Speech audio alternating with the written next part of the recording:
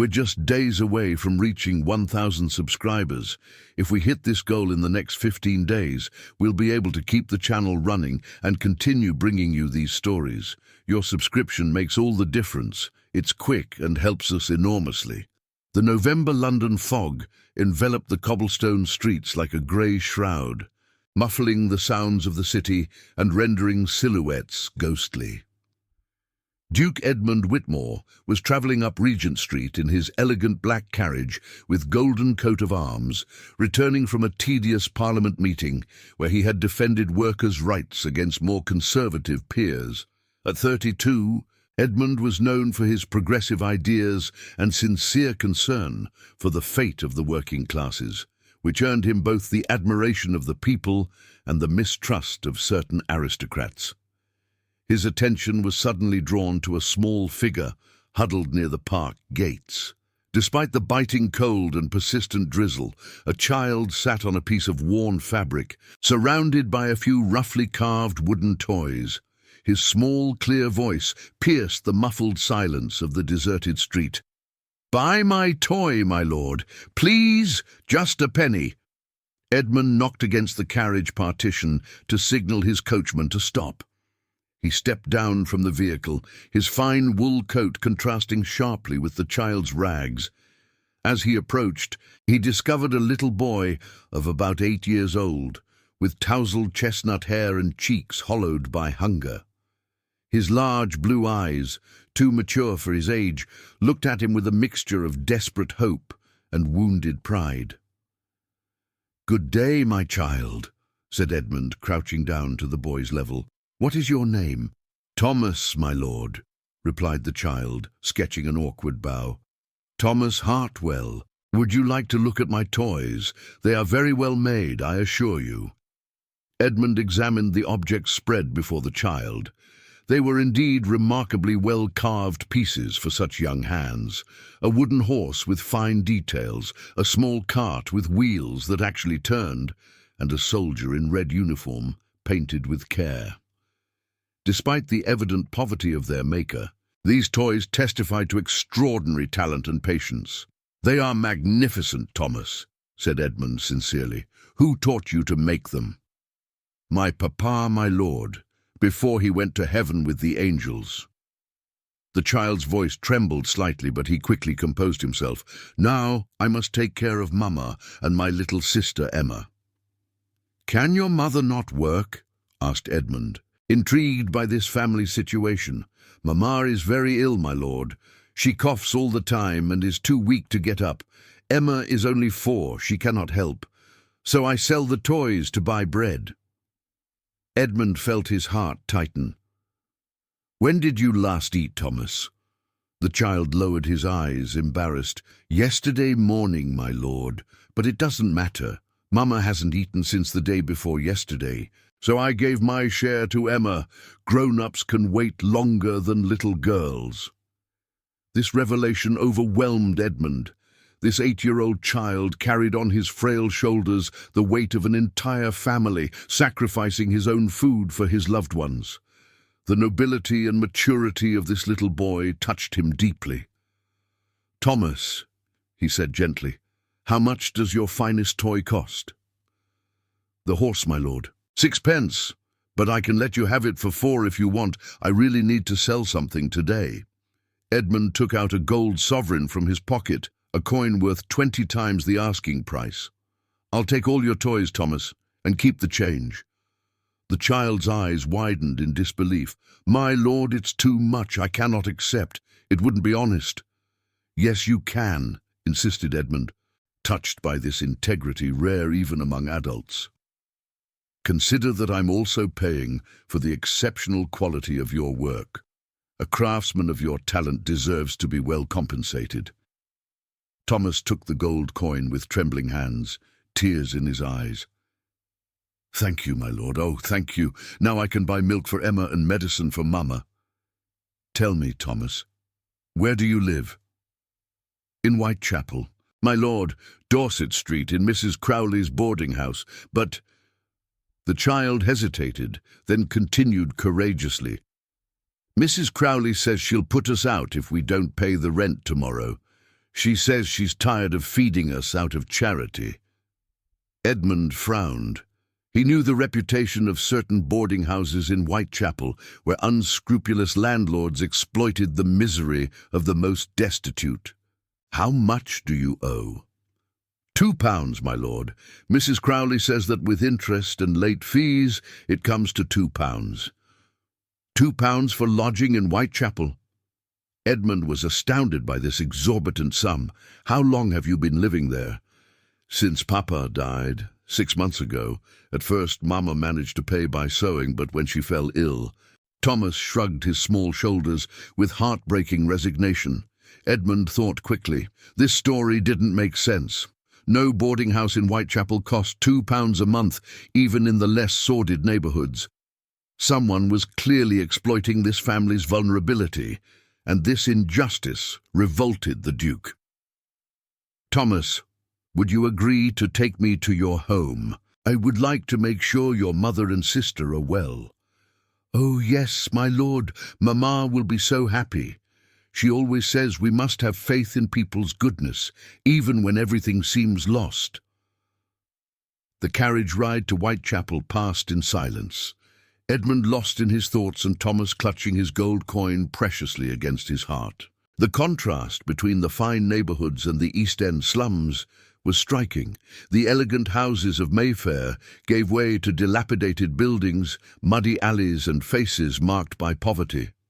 Mrs. Crowley's boarding house was a building of bricks blackened by soot, squeezed between a malodorous tavern and a cobbler's workshop. The smell of dampness and rancid cooking escaped from its cracked windows. Thomas guided Edmund to a door at the back of a dark corridor, knocking gently. "Mamma, it's me! I sold all my toys, and I'm bringing a kind gentleman." The door opened to reveal a young woman in her 30s, who must have been very beautiful before illness and privation marked her face. Her chestnut hair, similar to Thomas's, was pulled back in a simple chignon, and her blue eyes, identical to her son's, expressed a surprise mixed with worry upon seeing Edmund. "Thomas, what?" She stopped upon noticing the elegance of the Duke's attire and made an awkward curtsy. "Your Grace the Duke, forgive us. We are not presentable." "Mrs. Hartwell, I presume," said Edmund, respectfully removing his hat. "Your son is a remarkable young man. May I enter? I would like to speak with you." The apartment was tiny, a single room with 2 narrow beds, a rickety table, and a smoking stove. On one of the beds, a little girl with golden curls slept, wrapped in a patched blanket. Despite the crying poverty, the place was meticulously clean, and Edmund noticed the touching efforts of this mother to maintain some semblance of dignity. Dried flowers in a broken pot, makeshift curtains made from old sheets, a worn storybook carefully placed on the table. "Mrs. Hartwell," began Edmund, "your son told me about your difficulties with Mrs. Crowley. Can you tell me exactly what is happening?" The young woman paled even further. "My lord, I wouldn't want to trouble you with our problems." "Mama," intervened Thomas, showing her the gold coin, "this kind gentleman bought all my toys. We'll be able to pay Mrs. Crowley and buy you your medicine." Edmund noticed the expression of surprise and almost fear that crossed Mrs. Hartwell's face at the mention of the landlady. There was a mystery here that he was determined to solve. "Mrs. Hartwell," he said in a gentle but firm voice, "I have the impression that you and your children are victims of an injustice. As a peer of the realm and magistrate, it is my duty to protect Her Majesty's citizens. Will you trust me?" The young woman looked at him for a long time, seeming to read in his eyes the sincerity of his intentions. Then, as if a dam gave way, she collapsed in a chair and began to tell a story that would upset Edmund's vision of certain aspects of London society. Margaret Hartwell had been a governess at a school for young ladies of good family before her marriage to William, a talented cabinet-maker who worked for the finest shops in London. They had lived modestly but happily in a small lodging in Southwark, saving every penny for their children's future. William carved toys for Thomas and Emma during his evenings, dreaming of the day when he could open his own workshop.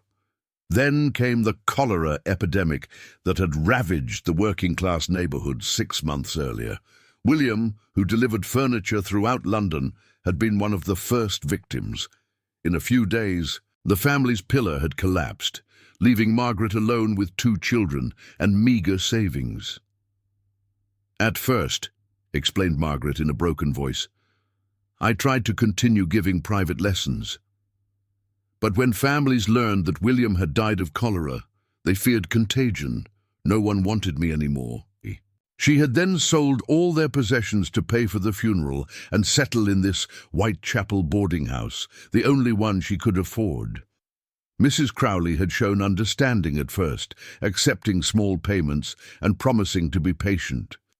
"But 3 months ago," continued Margaret, casting a fearful glance toward the door, "a man came to see Mrs. Crowley. An elegant man, with fine clothes and a silver-headed cane. Since that visit, everything has changed." "How so?" asked Edmund, increasingly intrigued. "Mrs. Crowley suddenly demanded arrears we had never had. She claimed we owed her money for services we had never requested. Laundry, extra heating, use of the kitchen, and the interest accumulated every day." Thomas, who was listening attentively, added, "Mama, tell his lordship about the other families." Margaret nodded sadly. "We are not the only ones in this situation. There are the Morrisons on the 2nd floor, the Kellys in the basement. All have seen their debts mysteriously increase after this man's visit. Some have already been evicted." "And where do they go when they are evicted?" asked Edmund, though he already suspected the answer. "To the streets, my lord, or to the workhouses. Mrs. Crowley says she has new tenants who pay better, people who come from other neighbourhoods." Edmund was beginning to understand the pattern. Someone was using Mrs. Crowley to systematically drive poor families from their lodgings, probably with the aim of reselling or renovating the properties. It was a process he had seen at work in other London neighbourhoods, where unscrupulous speculators exploited the distress of the most vulnerable. "Mrs. Hartwell, have you kept receipts? Proof of your payments?" "Yes, my lord," said Margaret, heading toward a small tin box hidden under her bed. "William always told me to keep everything. Here are all our papers." Edmund examined the documents carefully. The story was clear. The first months the receipts showed reasonable and regular rents. Then abruptly appeared additional fees and late penalties that had no legal justification. "These charges are illegal," declared Edmund firmly. "No landlord can impose such fees without prior written agreement." At that moment, heavy footsteps echoed on the stairs, followed by a shrill and authoritative voice. "Mrs. Hartwell, I know you're there. It's time to pay or leave." The door opened brutally to reveal a corpulent woman with ruddy cheeks, dressed in a cheap but gaudy brocade dress. Mrs. Crowley stopped short upon seeing Edmund, her expression quickly passing from arrogance to confusion, then to exaggerated deference. "Oh, my lord, I didn't know. Excuse me, I didn't want to disturb." "You are not disturbing," said Edmund in an icy tone that made the landlady step back. "On the contrary, your arrival is perfectly timed. I would like to discuss with you the lodging conditions you impose on Mrs. Hartwell." "Oh, but my lord, it's a private matter between Mrs. Hartwell and me. She owes me money, lots of money. I can no longer afford to." "How much exactly?" interrupted Edmund. "Well, with all the arrears and interest, £2.10 now." Edmund took out his notebook and began calculating, comparing the original receipts with the alleged debts. "According to my calculations based on your own receipts, Mrs. Hartwell owes you at most 12 shillings. Where do these additional charges come from?" Mrs. Crowley stammered, visibly uncomfortable. "But there were fees, improvements, maintenance." "Show me the contract that stipulates these fees," demanded Edmund. It's a verbal arrangement. A verbal arrangement that mysteriously changed 3 months ago, shortly after the visit of a gentleman with a silver-headed cane. Isn't that so? Mrs. Crowley's face turned livid.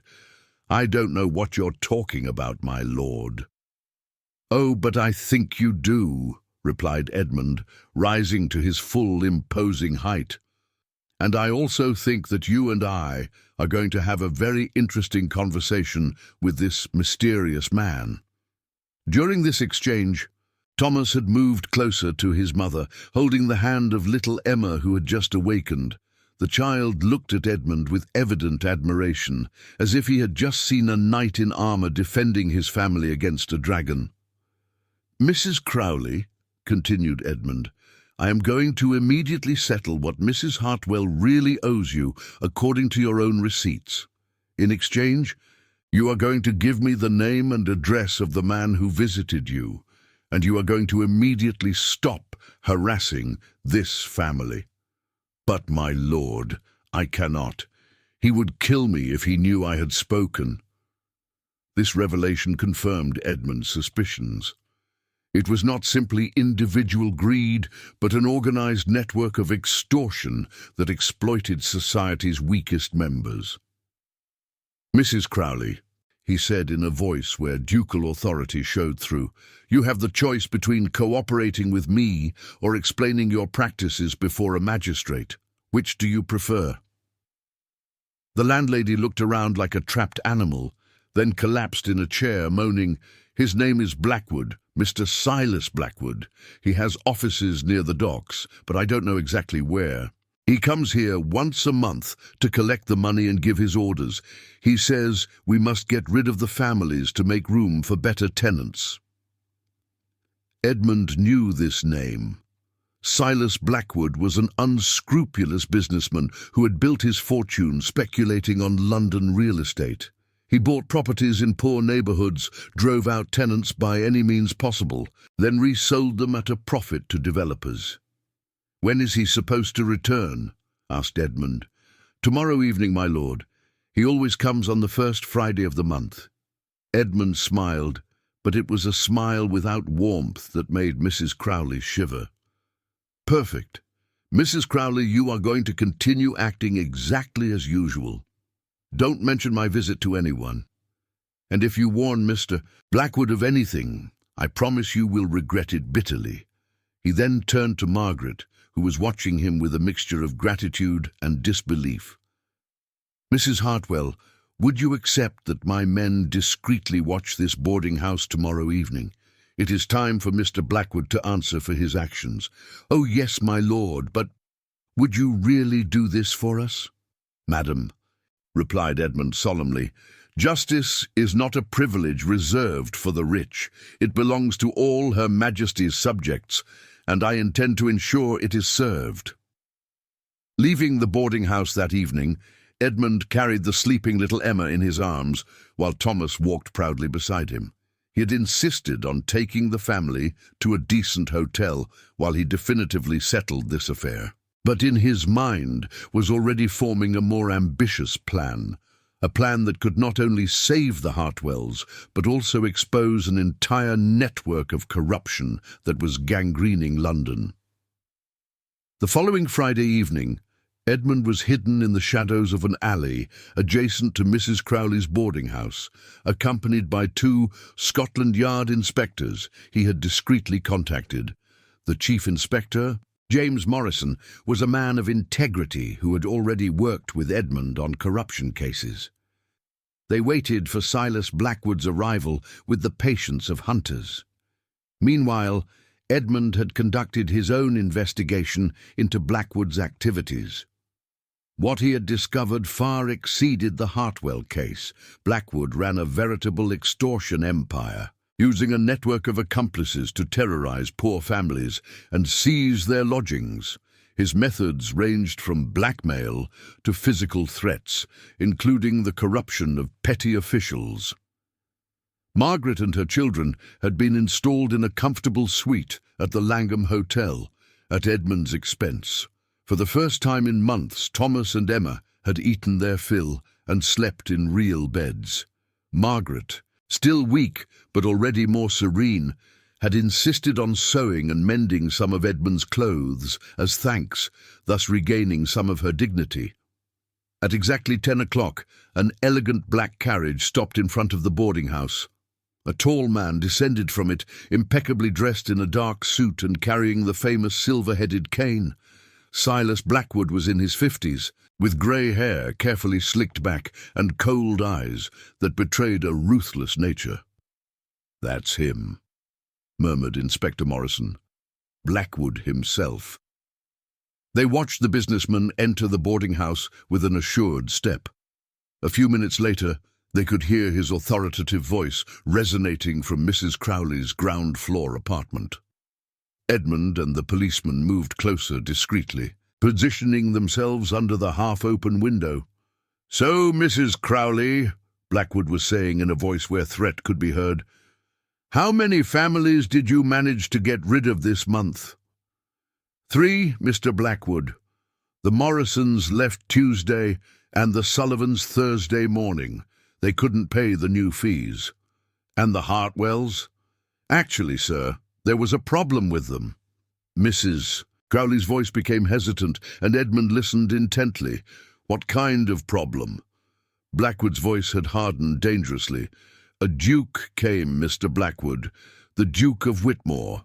He paid their debts, and he asked a lot of questions." An icy silence followed this revelation. Then Edmund heard the sound of a chair violently pushed back and heavy footsteps hammering the floor. "You let a duke interfere in our business? Are you completely stupid?" "I couldn't stop him, sir. He's a duke, and he seemed to know everything." "What exactly did he know?" "He had the receipts, sir. He calculated what the Hartwells really owed, and he mentioned your name."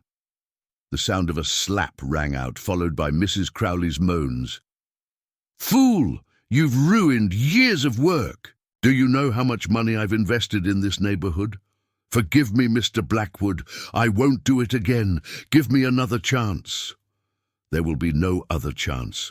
You're going to do exactly what I tell you, or you'll find yourself in the Thames before dawn." Edmund exchanged a glance with Inspector Morrison. They had enough evidence to arrest Blackwood, but Edmund wanted to know more about the extent of the network. "Here's what you're going to do," Blackwood continued. "Tomorrow morning you'll go see this duke and tell him it was all a misunderstanding, that you made calculation errors and that the Hartwells owed you nothing. You'll apologize profusely and give him this envelope." "What's in the envelope, sir?" "Enough to buy his silence. £1,000. Even a duke doesn't spit on such a sum to turn a blind eye to a little extortion business." Edmund almost burst out laughing at this insult.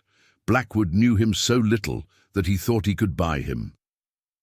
"And if it doesn't work?" asked Mrs. Crowley in a trembling voice.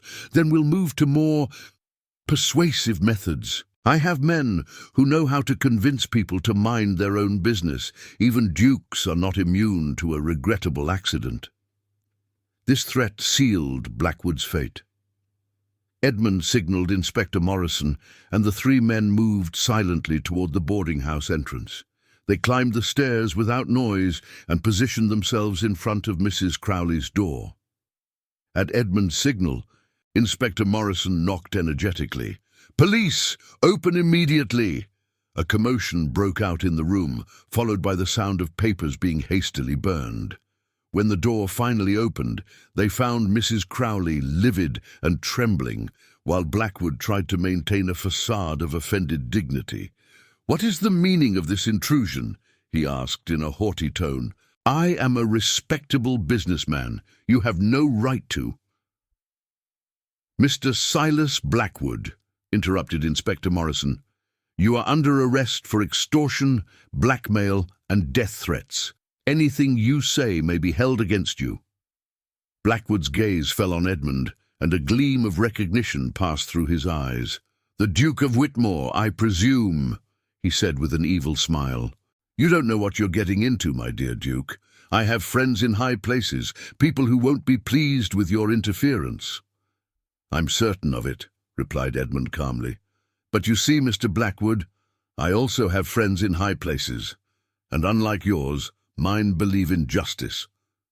While the police handcuffed Blackwood, Edmund discreetly searched Mrs. Crowley's desk. In a secret drawer, he found a notebook detailing all of Blackwood's operations: property names, extorted sums, eviction dates, and most importantly, a list of accomplices including moneylenders, corrupt landlords, and even some corrupted officials.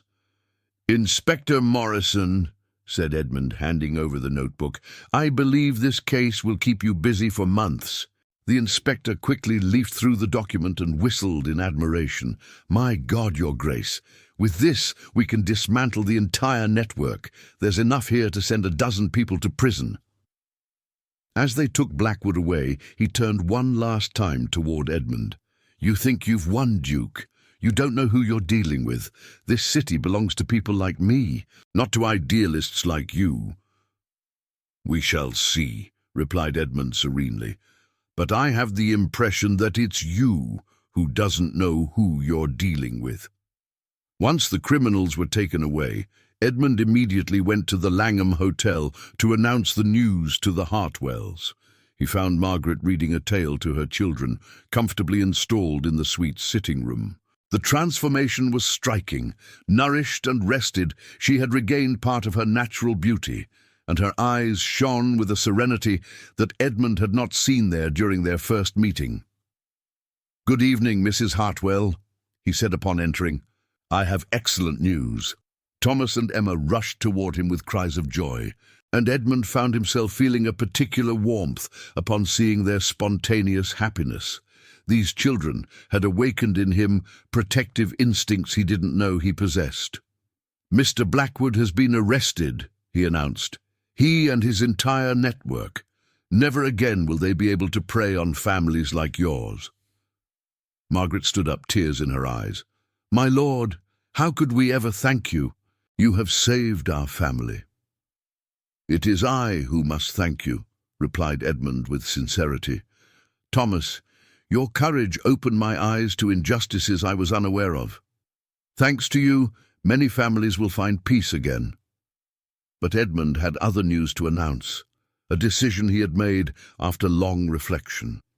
3 weeks later, Edmund stood in the grand salon of his Belgravia mansion, observing with amusement and tenderness the scene unfolding before him. Thomas and Emma were exploring the vast ducal library with amazed exclamations, while Margaret, dressed in an elegant blue wool dress that Edmund had made for her, watched her children with happiness mixed with disbelief. After Blackwood's arrest and that of his accomplices, Edmund had proposed to Margaret that she become governess to his nephews and nieces during their stays at the mansion. But as the days passed, it had become evident that the Hartwells were much more than simple employees. They had become a family for him. "Mama, look!" exclaimed Emma, running toward Margaret with a picture book in her hands. "There are drawings of princesses, and His Grace the Duke says I can learn to read all the stories." "With pleasure, my little angel," replied Margaret, stroking her daughter's golden curls, "and you will thank His Grace for his kindness. Thomas," called Edmund from his desk, "come see what I have for you." The little boy ran over, his eyes bright with curiosity. On the marquetry desk, Edmund had arranged a magnificent set of miniature carving tools, perfectly adapted to the child's small hands. "These tools belonged to my grandfather when he was a child," explained Edmund. "He was a duke, but he loved working with wood as a hobby. I would like you to have them." Thomas respectfully caressed the polished wood handles, his eyes misty with tears. "My lord, it's too beautiful. I could never." "You can and you must," gently interrupted Edmund. "An artist of your talent deserves the best tools, and I have a proposal to make to you." He knelt to get to the child's level. "What would you say if I taught you not only carving, but also reading, writing, and arithmetic? You could become not only a great craftsman, but also a businessman who runs his own workshop." "Oh, would you really do that for me?" murmured Thomas, not daring to believe it. "Thomas, my little friend, I have discovered something important thanks to you. True nobility doesn't come from blood or titles, but from heart and courage. You have shown me more honor and bravery in one evening than some lords in an entire lifetime." Margaret approached, Emma in her arms, visibly moved by Edmund's generosity. During these 3 weeks, a special relationship had developed between them.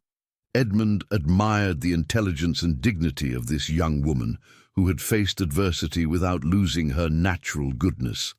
Margaret, for her part, was touched by the sincerity and justice of this man who could have been content to live in opulence without caring about others' miseries. "My lord," said Margaret softly, "I have something to confess to you. These last weeks have been the happiest of my life since William's death.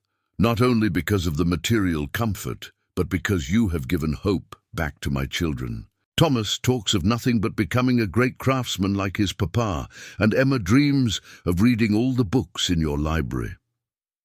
"And you, Margaret?" asked Edmund, using her first name for the first time. "What are your dreams?" She blushed slightly, lowering her eyes. "My dreams were limited to seeing my children grow up safely. I dared not hope for more."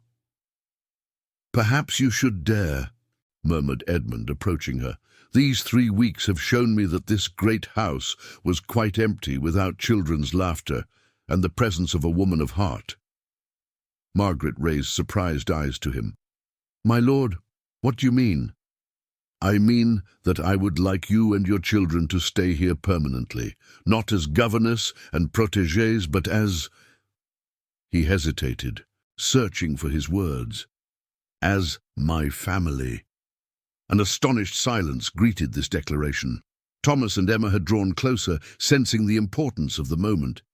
"Edmund," said Margaret finally, for he had asked her to call him by his first name in private, "are you asking me to marry you?" he finished with a tender smile. "I know it's hasty.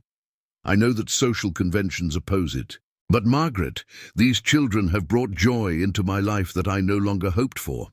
And you have awakened feelings I thought impossible. But I am only a widow without fortune, and you are a duke.